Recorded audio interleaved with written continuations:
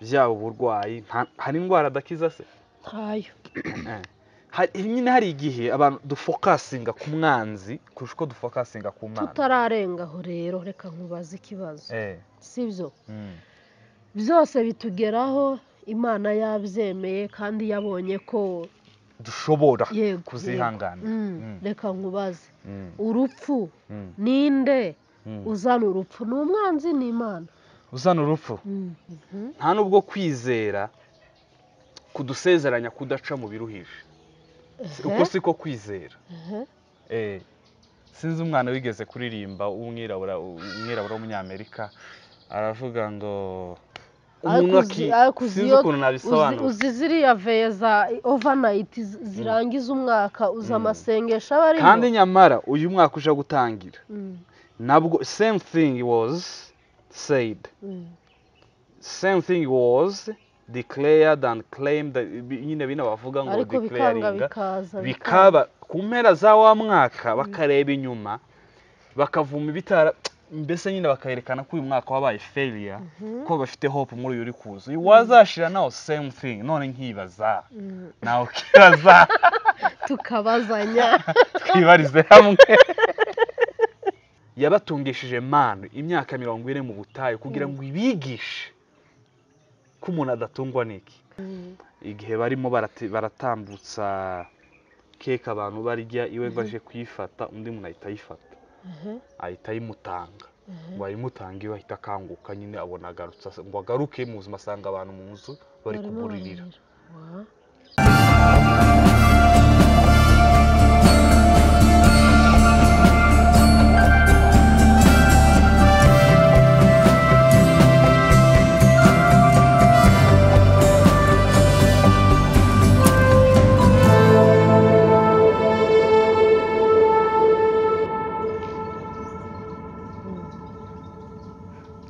ndabasuhuje cyane inshuti zacu aho muherereye hose impande zose z'isi bari no muri Afurika ndetse n'abari hanze yayo ngewe bijya bingora kurondora ibihugu byose ariko mwese mwisanzemo turabasuhuje cyane tubifuriza umwaka mushya muhire happy new year kuri mwese aho muherereye harya mu gifaransa bavuga gute si bonane se aya hari umuntu utazi bonane niba ari hari indi bajyaga baririmba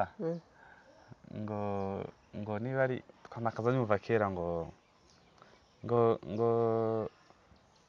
Christmas bonane ngo happy new year akaba n'umuvuga ngo happy year ziko abantu baba babyumva kimwe niba ari happy new year uzi ko nanjye numvaga happy year bonane ayiwe siko bintunguye yari happy new year nyine ya kera cyongereza so tubifurije umwaka mushya rero muhire abakunzi bacu inshuti z'abaho TV turabizi ko mudukunda kandi natwe tubikora kurusha nuko mubikora ngira ngo tubakunda kurusha ko badukunda buriya basi turanganye turabasuhuje nyine tubahana ikaze haraciyemo iminsi tutaboneka yaba we yaba njewe kubera shuguri zitari zimwe n'izindi turi ahantu hashasha turi bashasha ibintu byose nyine ko turacishira ku murongo so ariko twaje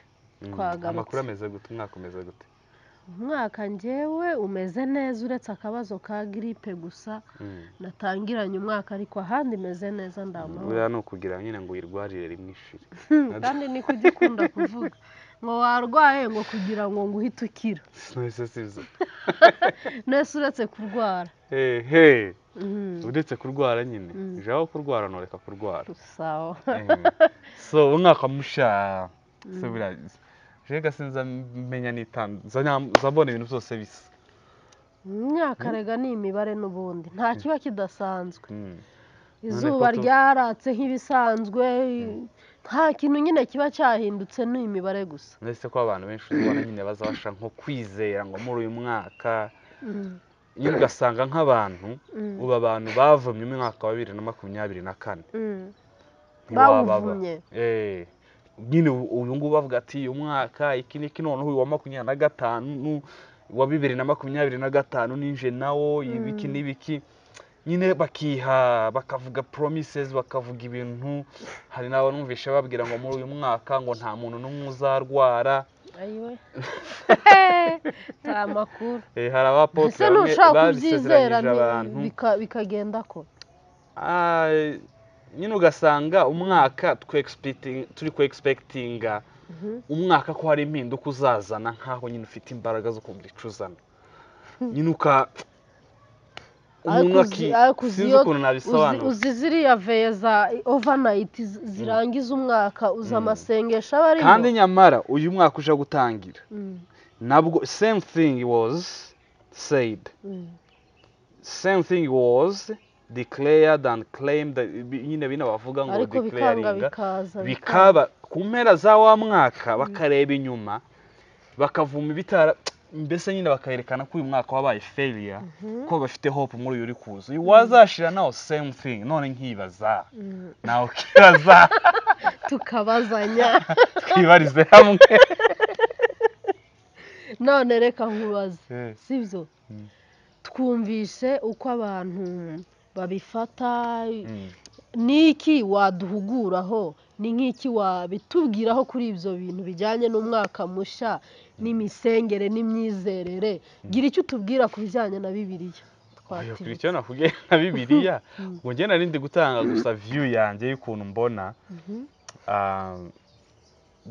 tugira iyo tendency yo kumva ko impinduka zigomba kuba guhera ku itariki ya mbere y'ukwa mbere k'umwaka utangiye ugasanga turi guhanga amaso ku mwaka mushya cyane tukayakura ku Mana ndetse benshi ugasanga nta n'uburyo buri practical basetinze cyangwa measures bashyizeho zo kuvuga ngo impinduka zigiye kuba gutya na gutya na gutya bizagenda kugira ngo umwaka nushira azicara akora evaluation avuge ngo nakurikije ibyo nari niyemeje steps zose measures zose none dore rezilita ahubwo umuntu nyine akawinjiramo gusa azi ngo ibintu bizagera gute ngo sinzarwara ngo ntibizagenda gute ngo ukuri guhari ni kwizera ntabwo gukuraho facts sibyo faith ntabwo ikuraho facts nta nubwo kwizera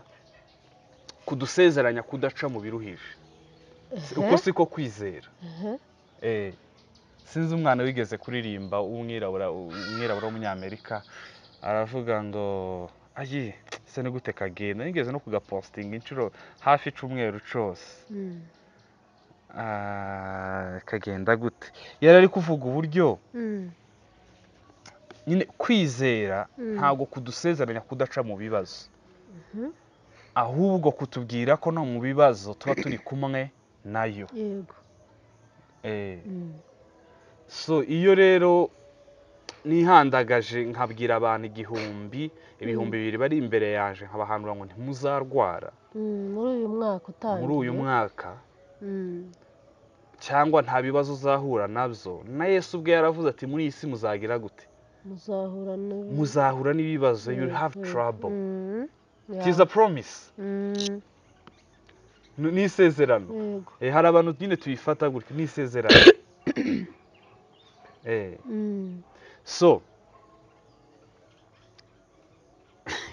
ko nvanira nko gutibuka nta kibazo ni byiza so jewe nizera Imana uko nyizera mu kwa mbere niko nyizera mu kwa kane no mu kwa gatandatu no mu kwa munani no mu kwa 10 ntabwo ngiye ntegereza umwaka ngo ushire ngo aribwo ntangira ngo kureba ngo impinduka icyo bikoze co iyo bigeze ku minsi 31 y'ukwa 12 ndeba inyuma nkareba ibyo Imana yankoreye nkareba ibyo yanshishijemo nkareba ibyo yagize gute bikavuga ati n'uyu mwaka nibiza n'ubundi zagira gute isengesho so uvuga ngo ntibizaze sinsenga ngo ntibizabe none se bitwaye iki uramutse usenze ngo ntuzarware sinzarware nshobora kubisengera nkabisengera pe ariko hari n'igihe no mu burwayi Imana yiheshamo icubahiro ukuvuga ngo ngiye gusenga ngo sinzahure n'ibibazo mbangiye kuvuga ngo Imana ntizigaragaze mu buzima bwanje. none se yigaragaza gusa mu bibazo? Ngaho reba mu bantu bose bo muri Bibiliya, bose abantu tubona nk'intwari, abantu tureberaho Imana yiyeretse, umbwira uwo yiyeretse adaciye mu ntambara, uwo yiyeretse. Shaka urugero rumwe. Hakuna. Kuvuga ngo akenshi 90% tumenya dutesitinga ubwiza bw'Imana biturutse mu kibazo dukuyemo. Cyane ko Bibiliya itubwira ngo nta bibazo bitari rusange kuri ku muntu, nta kibazo wacamo ngo uvuge ngo we ngo ni umwihariko. Kandi Bibiliya ikatubwira ko udashobora, Imana itaguhana cyangwa itakureka ngo uhure n'ikigaragazo udashoboye kumanaginga cyangwa kwihanganira. Ni ukuvuga ngo ibigeragezo byose ncamo, ibyo naciyemo 2024, bizaba ibyo natsinze n'ibyansinze, gutsindwaga nabyo bibaho, zose Imana yari ibizi kandi yemeye ko bingeraho, kandi yari izi ko mfite ubushobozi bwo kubinyuramo ku mwisho cyangwa ku mpera yabyo, ikihesha icubahiro, ikabona icubahiro. So umwaka rero jewe uko musengera ni ukwiyegamiza Imana gusa, ni ukubwira uzanyiyereke muri uyu mwaka kurusha uko wabikoze uyu mwaka ushize. Kuko buriya ntawe uzubona Imana bihagije ngo avuge ngo narayibonye ngo Imana ntushobora kuyimetiriza, nta nubwo wayimenya ngo uyihetse, ntabwo bishoboka. Rero isengesho ryacu ryakabaye ngo ikomeze twiyereke. Kandi gaburiya kuriya uko sinzi uko barabwiye, mu bibazo bikomeye cyane niho hava kumenya Imana cyane.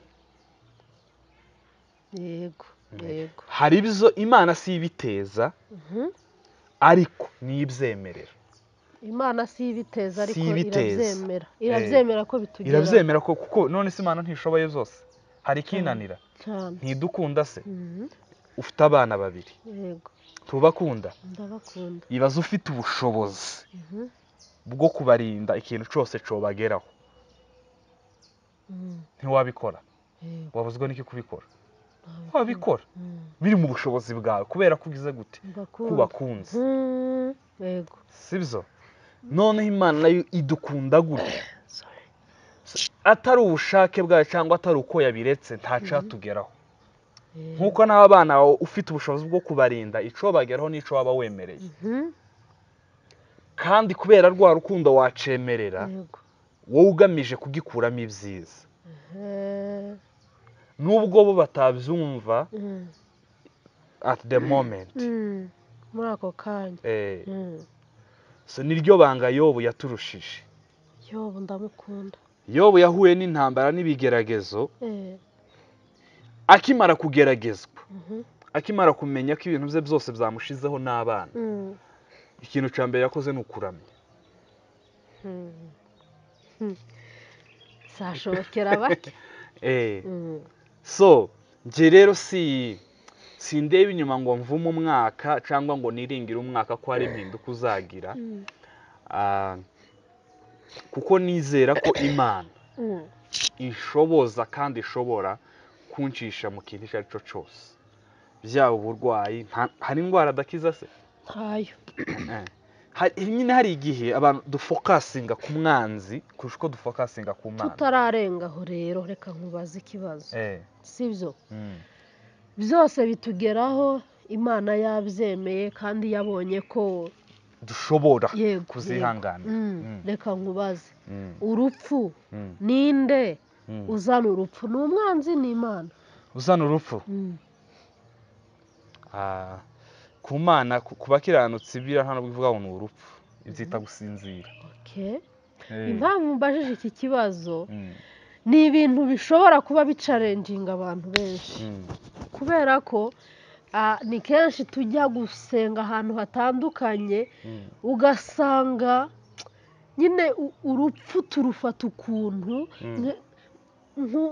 nk'aho ari umwanzi urutera cyane hari cyane. akaririmbo bakaza baririmba kera ngo urupfu si umwanzi n'intumwa y'Imana, Imana irukoresha ishaka something like niba ari ugusarura. Noneho hariho abakozi b'Imana akaba yabona ko wenda uri hafi kwitaba Imana yabihanura ibyo bintu ukavuga ko jinara Yesu cyane cyane twirukane umwuka w'urupfu. Ndagira ngo dusobanurire ni ubwoba tugira ku mukiranutsi. Urupfu si ibyago kuri we, ni ibyago kuba asize, sibyo? Biba ari ibyago kuba asize, ni n'agahinda. Habe na Yesu yararize. Kuri twe abasigaye abasizwe tugira ikiriyo. Ikiriyo kiri bibiriko, kuko umuntu twakundaga adusize. Kandi ibyo biba biri genuine. Nta n'umuntu uhatira abantu ngo kwiriye ngo ntimukarire, ngo ntimukagire tukagira agahinda nk'abapagani. Agahinda dufite ni uko dusizwe, ni uko umuntu dukunda tutazongera kumubona. Uzi ko hari n'abantu barira nk'umuntu wenda agiye muri Amerika abase muri Afurika nyine, hari abababara ko umuntu noneho ibaze uwo muri Amerika ngo ushobora kuzongera ukamubona, noneho ibaze utazongera kubona. Kuvuga muri Amerika uzimvuye mu Rwanda jino. So muri iyo sanse twebwe abasizwe biba ari ibyago, kaba ari agahinda. Ariko ugiye nta n'ubwo arira, ari umukiranutsi, kuko aba agiye ahantu heza, aba agiye muhira, aba atashe, sibyo? Aba agiyeho nyine akwiriye kuba ari, kuko igihe kiba kigeze ngo asarurwe. Kuko na Bibiliya ivuga ko urupfu rw'umukiranutsi ntako bisa, ntako rusa. So sinzi niba ngusobanure rero urupfu muri iyo sanse tururebye gutyo. Singiye kuvuga ngo tujye ngo dushinyagurire abapfushije ngo Bibiliya tubwira kubabarana n'abababaye no kwishimana n'abishimye. So iyo umuntu adukuwemo ni urupfu, ariko urupfu nta bubasha rugira ku muntu Imana itabyemeye, sibyo? Jewe nemera ko nta muntu upfa mbere y'igihe cye. Nimvuga ngo mbere y'igihe cye ni ukuvuga ngo Imana itabyemeye, itateyeho sinya. Kuko Imana se yavuga ati ese apfuye ate ko ntari narabipanze? Umuntu yapfa akavuga ati ese ko nari ko azopfa 2030 bigenze gute? Wumva Imana se bizokunda? Ntabwo bikunda. Nyine hari uburyo turizoninga kubera expectation twari dufite muri kanaka nande. Ariko Imana mu budahangarwa bwayo n'ubushobozi n'ubutware iba ifite imigambi yayo ntitwayitahura, ntitwamenya impamvu, twoyibaza tukagira gute tukagoragoza, ariko iyo izi byinshi kuturusha. Hari n'igihe umuntu agenda yarageze mu gihe aryoshye, mu gihe nyine tumwishimiye, mu gihe Imana ikamujana tukibaza se bigenze gute. Nyamara Imana yo hari n'igihe ibimu isa nkaho imunyakuye, wenda hari ibyimuhishe, hari ibyo kuko Imana nyine ntabwo ari nk'umuntu, si twebwe. Imana sinje. Tukiri aho ngaho noneho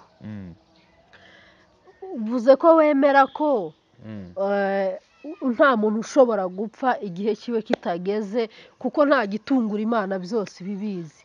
Hari ijambo rero rikunda gukoreshwa, ngendera mu kigare nk'urisobanukiwe, ariko mu by'ukuri sindisobanukiwe kugeza aka kanya. Ijambo ryitwa gukenyuka.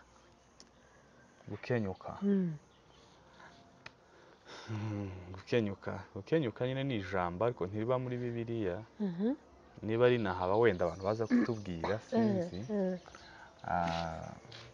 So gukenyuka ngiye nshobora kuvuga ni umuntu upfa adasohoje icyo Imana yamuremeye. Ubwo se birashoboka? Birashoboka. Mbese nk'umuntu apfa ari umupagani aba yaragisohoje. okay nasobanukiwe. Yeah. Ariko imirimo imirimo Imana yageneye umuntu iyo igeze ku musozi iramuhamagara. Okay. Ititaye uwo uri we, ititaye ku byo wakoze ejo, ititaye ko abantu bagufata. Ni cases nkeya Imana yagiye igarura abantu mu buzima, wenda nk'umuriya mupfakazi ninde, ni Dorcas. Baraje baramurira bamubwira gute, sinzi niba wenda mu kugaruka mu buzima yarishimye akavuga ati murakoze kungarura munkuye aha. Sinzi uko ni yabyifashe. ubuhamya bwinshi twumva, njyewe ni ubuhamya bwinshi numvishe bw'abantu bapfuye bakagaruka, ariko abo numva ni abantu bari bari ahantu heza. Mbese ubuhamya njye numvishe ni umuntu w'umudamu yarapfuye ngo amare azutse nyine agarutse mu buzima, ararira cyane arababara, ndetse avuga ko nyine iwe yari ari ahantu heza. Hari n'uwambwiye ejo bundi we maso ku maso nawe ko yari yapfuye. Nyine sinzi niba yari yapfuye ariko ngo yibonye ari ahantu mu bukwe bari kubagaburira, bari kubasavinga keke ku maplete ya zahabu n'iki, igihe barimo baratambutsa keke abantu barya, iwe ngo aje kuyifata undi muntu ahita ayifata, ahita ayimutanga. ngo ayimutanga iwe ahita akanguka nyine abona agarutse, ngo agaruke mu buzima asanga abantu mu nzu bari kumuririra. So ariko ni ikintu nyine gikomeye kigoye kugisobanura cyane ko twese niba nkiri kuvuga gutya nuko ndi muzima nyine. Yego. Tuba tubivuga nyine muri perspective y'ijambo ry'Imana, ibyiringiro iby'ijambo ry'Imana ritwigisha no kwizera n'ibyo byose. Ariko urupfu ruraryana, rurababaza. Yego. Ku basigaye, ku basizwe, rutera intimba, rutera iki, ibyo byose. Ariko ntaho twaruhungira kuko twambaye iki? Uno mubiri. Ntaho twaruhungira kuko twambaye umubiri, kandi kubizera Imana niryo rembo ritwinjiza mu ijuru. Ariko hari abazagenda tudapfuye. Niryo kubizera Imana niryo rembo riva mu ijuru, ariko twebwe abakiriho ntituzabanziriza abapfuye habe na hato, niko Pawulo yavuze. Kandi nyine twebwe abakiriho ntituzabanziriza habe na hato, bazabanza bazuke ngo duhurire nabo mu bicu, ubundi tugende. I can't wait. Uziko hari abandi bakomesha babwira ati urashaka ko Yesu aza, kubwira ati ngo abaretse ngo abaretse. Nyine hari abantu bumva imperuka bakumva ari ikintu giteye ubwoba, bakumva ari losi, bakumva nyine atari byiza ko bagenda bataracivinga iki n'iki na kiriya na kiriya. Ariko my dear, ibi bintu biri hano nta na kimwe twagereranya n'ubwiza. Ntacyo rwose.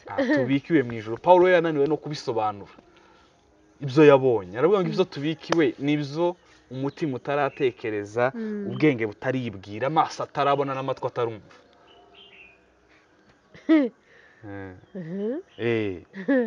So uyu mwaka wa 2025 benshi niba uri kutureba waragiye mu mave n'ahandi bakwiye ngo ni umwaka w'impinduka. Ni nako bavuze last year, na 2023 niko bavuze, na 2022 niko bavuze, ariko we ntuzibone. Impamvu utazibona kuko impinduka niwo uzizana, ntabwo impinduka zihanurwa. Impinduka niwo uzikora wicaye ugakora plan y'umwaka, ugashyiraho standard, ugashyiraho practical measures uzatekinga kugira ngo mbese nyine ibintu bifatika, kugira ngo ube udasanzwe. Udasanzwe. Hari igihe umuntu avuga ngo ngiye nzasoma ijambo ry'Imana, nzasoma cyane. My friend, ntuzasoma n'umwaka utawuzongera. Hari n'undi uvuga ngo nzakora cyane. My dear, ntuzakora kugeza ushizeho ingingo zifatika. Reka nkoresha ingingo zifatika, ni nk'amahame. Mvuze ngo nzasoma cyane, gute wasomye 200 yasomye cyane, wovuga ko wasomye cyane gatanane. N'uwasomye igice yovuga ko yagize gute? Yasomye cyane. Wasomye igitabo kimwe mu mwaka uwo mujaji ngo ntiyasomye cyane kuko nta aha. ariko niba ugiye kuvuga ngo ugiye kuzakora ikintu ujye ushyiraho urugero fatizo Ego, uvuga ati ako wenda kantu. ku munsi zajya nkora ibingana gutya mu gihe kingana gutya kugira ngo wa munsi nujya gushira usubire inyuma uvuga ati ese nakoze bya bindi Yego, navuze mu gihe kingana gutya Mm. eh kugira ngo umwaka uba udasanzwe nk'uko turi kubisengera nk'uko tubyizeye ni uruhare rwacu. jewe uyu mwaka wa 2024 uri mu myaka myiza nagize Kagira inkuru byagenze Hey. gute? uri mu myaka myiza nagize Si utwambiye. ati ni myiza gute nahuriye nahuye n'abantu benshi nabashe kumenyana n'abantu benshi kurusha wenda 2023 kandi abantu nyine bangiriye umumaro noneho by'umwihariko abo nagiriye umumaro. Wow. So wambereye God bless mwiza you. cyane. Nagiye mbona nyine imbuto nyinshi zera. Mbese nabonyemo Imana niko navuga yakinguye imiryango itandukanye. Ubwo ngibyo byiyongereho no kuturinda. Ariko buriya kuturinda si favor. Imana iyo yakurinze si ukuba wasenze cyane si niki ibiri kurinda iki kurimo ibiri kurinda ico yaguhamagara ibiri kurinda purpose yayo ibiri kukurinda kugira ngo ukomeze ukore bya bindi yagushiriyeho. Hariho akantu uvuze nari nshatse ngo ugatindeho ngo Imana ntabwo kukurinda ari favor ngo nta nubwo kukurinda ari uko uba wasenze. Ubango gusenga iyo urebye isengesho ry'intumwa Yego. akenshi ntibasengaga ngo Imana ngo ibarinde indwara basengaga ngo Imana ibarinde kugwa mu mosha. Ico ni icambere ukuvuga kubaha ubwenge n'imbaraga zo kutagwa mu caha. Yego. Nico basengaga bagasenga for provision Imana kubaha ibibatunga bya buri munsi ivyo birimo ibiryo bifatika by'umugati n'umugati w'umwuka. Yego. Hari nyine twebwe twabishize cyane mu bifatika ariko iyo tuvuze ngo uduhe ibidutunga bya none umugati wacu wa buri munsi harimo n'ijambo ry'Imana.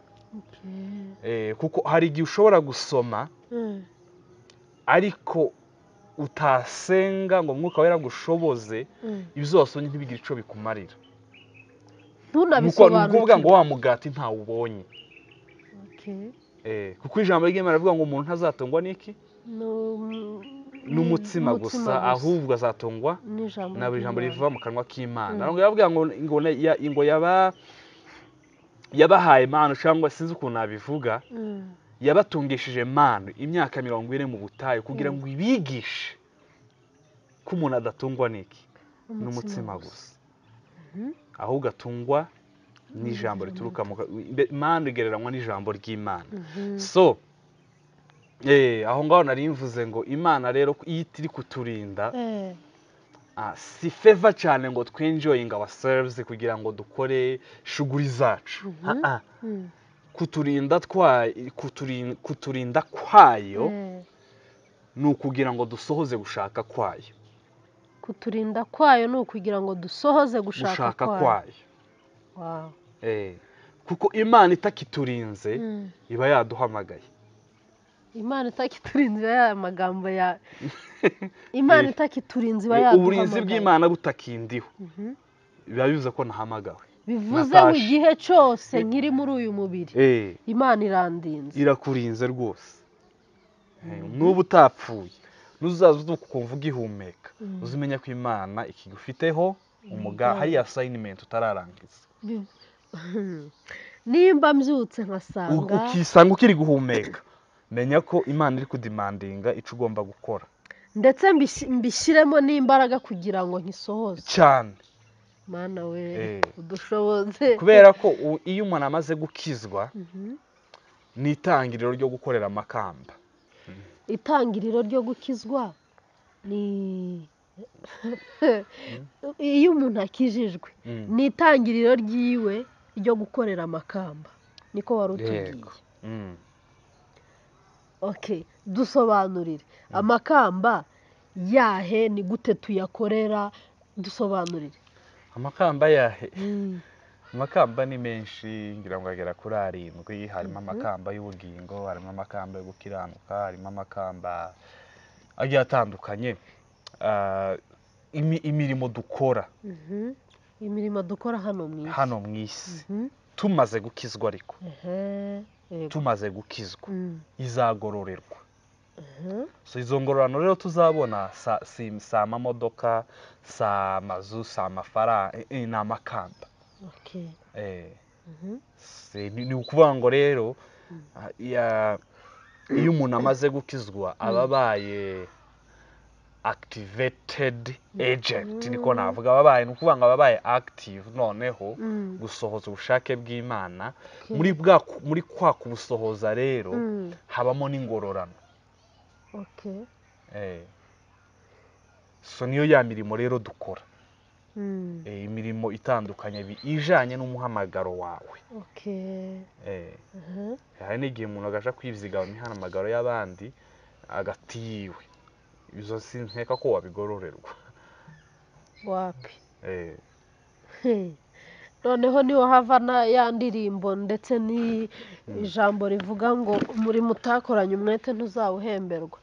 Ushobora no gukorana umwete, ugakorana umwete ariko ibintu utahamagariwe, bigatuma utabihemberwa.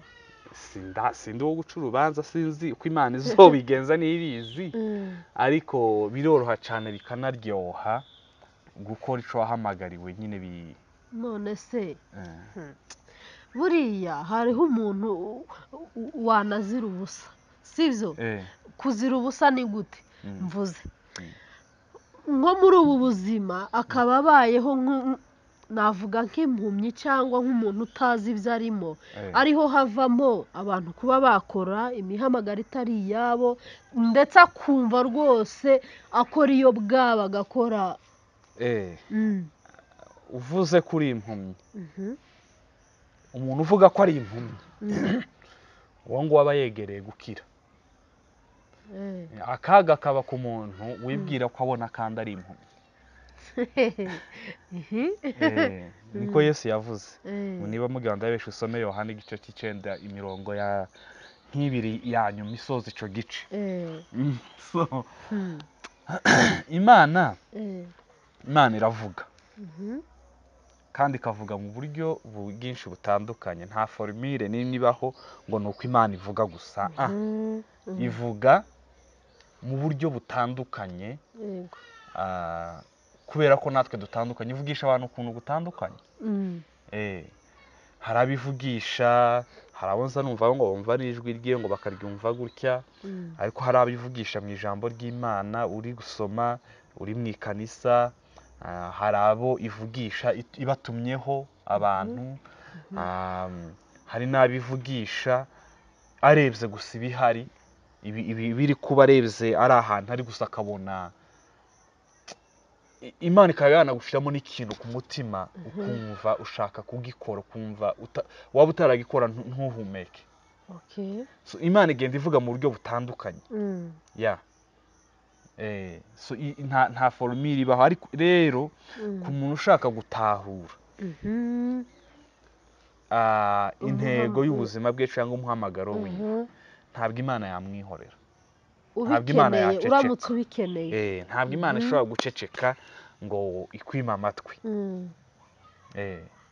Bivuze ngo niba udasobanukiwe utazi.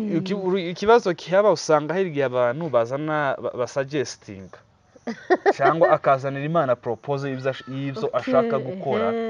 So ugasanga ari gushaka guhata Imana ngo yemere ibyo iki ngiki yakunze ariko kiumuhamagara. Ugasanga ari ubuzima bwe bwose ni uguhata. Ukabona umuntu yamariye amafaranga muri studio ngo kararirimba, wareba ibintu aririmba n'uburyo aririmba.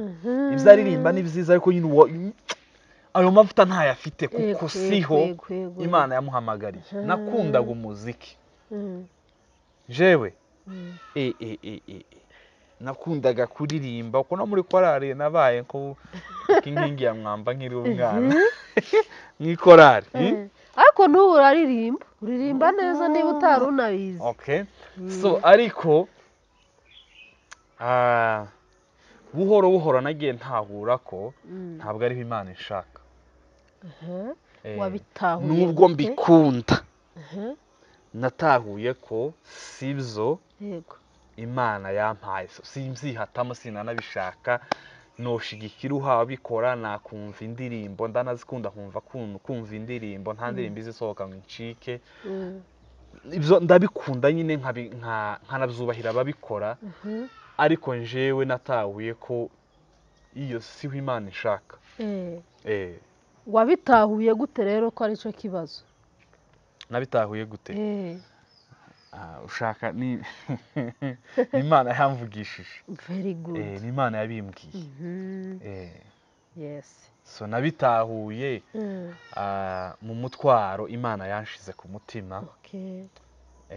Kuvuga ngo rero uko inshizeho uwo mutwaro bituma uyu nguyu umuziki ugenda ubura uburemere, ugenda utakara. Ni ukuvuga ngo rero uyu nguyu waje kuremera, uw'umuziki uratumbagira, mbese ku munzani ubura ibiro. Yego nabyumvise. So noneho rero nanakora bino nkabona ndabikunze, nkabona ni byiza, nabona aho bitari kuba, nkumva nyine ni ikibazo, ngashaka ikintu nabikoraho. Yego. Wow. Yeah. Byiza cyane ni ukuri. Ntabwo uzajya ucika. Nigeze ngucika ibiganiro ko wagira ngo wamfashe neza. ibiganiro nk'ibi ni byiza ni ukuri. biratwubaka, biratwungura ibintu byinshi. Nawe niba ufite ikibazo, igitekerezo, wamubaza ikibazo runaka wumva ushaka kumubaza, utwandikire, arahari yabyemeye. Se bundi ntibiba byoroshye, ariko ni byiza. ubwo niko ndavuga kwicara kuri kamera no nyine nanjye nicyo mba nabivugiye, kugufatisha ni hatari. iyi si yose ije twari twaje kuvugaho. size ukuntu ibya niyo yabyikubisemo ngo haba hajemo ngo callings, nyine imihamagaro niki, ariko nyine ku bitekerezo mufite cyangwa ku bibazo mufite, mureke tubisangire, twubakane, twubake itorero, twubake sosiyete, hanyuma tuje mu ijuru. Yesu ari kuza kurusha, mbese ari bugufi kurusha 2024. uko wari umutegereje 2024, 2025 none hari bugufi kurushaho. So ibyo dukora byose tubikora n'ibyiringiro z'uko Yesu agarutse, tugiye kuja mu ijuru. Niba utarakizwa, iyi message ntikureba, ariko yona kureba uramutse uhisemo gukizwa, ukakira Yesu umwami n'umukiza w'ubugingo bwawe. Niyo mahitamo yonyine atajya yicuzwa, kandi niho hantu heza ho kuba. Ntaco bisimbuza, nta nico bingana, nta nico bigereranya. Ni naho dutandukaniye. Njyewe mbaho mfite ibyiringiro zo kuzaja mu ijuru, nkabana na Yesu n'Imana, turamya iteka ryose. Mfite ibyo ndabigendana, ibyo byiringiro ntaco binyaka. Ibibaho byose byaba ibibi cyane cyane, binyibutsa ko hano atari imuhira, kubera ko mfite ibyiringiro by'imuhira hanyaho. Noneho ibaze udafite ibyiringiro ari hano ategeye gusa. biragoye. Ibaze umuntu uba ategeye ku isi gusa, nta bindi byiringiro. Urumva niho hahandi abantu bicwa n'amastress, ngo byagenze gute se. umuntu ufite ibyiringiro by'ijuru ntabwo yapfa kwicwa n'ibi birwara bindi byaje ngo by'amastress n'amadepression n'ibiki. ntibikunda. Akenshi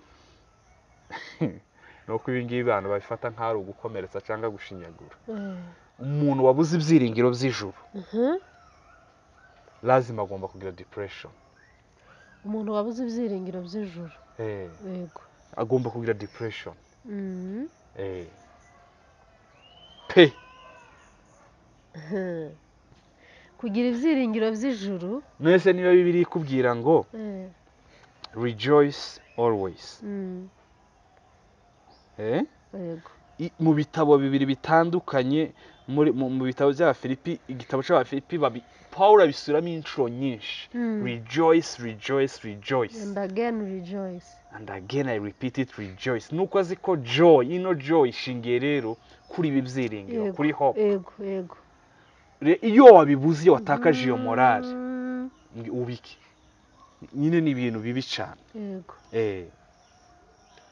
So nta rindi banga ribamo, nta yindi maje ibamo mu gakiza ngo ibintu birahita nta yindi nuko tugira ibyiringiro. Kandi ibyiringiro ni ukuri. Ntago ari uko si kubahatisha. Hari igihe ugira ibyiringiro ngo uzabona akazi, hari abafite ibyiringiro ngo bashobora kuzabona utuzi muri uyu mwaka, bishobora kuba cyangwa ntibibe nyine, ariko wari wagize gute, ariko ibi byiringiro byo biri shuwa. Bibiliya avuga ngo ni yes and amen. Biri shuwa ko tuzajya mu ijuru, biri mu shuwa ko tuzaruhuka imibabaro yose, biri shuwa ko tuzaruhuka imihate n'imiruho by'isi, biri shuwa, byaremejwe, byateyeho kashe. Ibyo ariko ni kuba mutegereza, kuba mwizera. So niba uri hanze, aho uri hose, ubwo ndi kuvuga hanze y'ibi byiringiro, hanze y'agakiza, iki ni cyo gihe. Biravuga ngo uyu munsi niwumva ijwi ryiwe ntiwinangire. Iki ni cyo gihe. Ibi ntitwari twabiteguye ngo tubivuge, ariko numvishe ari ngombwa. Ariko ni byiza cyane kubera ko ikiganiro ubundi sije twari dufite mu by'ukuri, yavugaga kuri Mwuka Wera. Nari mfite kumubaza dusobanurire Mwuka Wera ninde, akora gute, adufasha iki, ngo dutangire ikiganiro sizi uko byagenze, haza ibindi. Ubwo rero ushaka gusanga ari wa Mwuka Wera twari tugiye kuvugaho wakoze nyine, ntawamenya. Nta nubwo ushobora gusanga aho.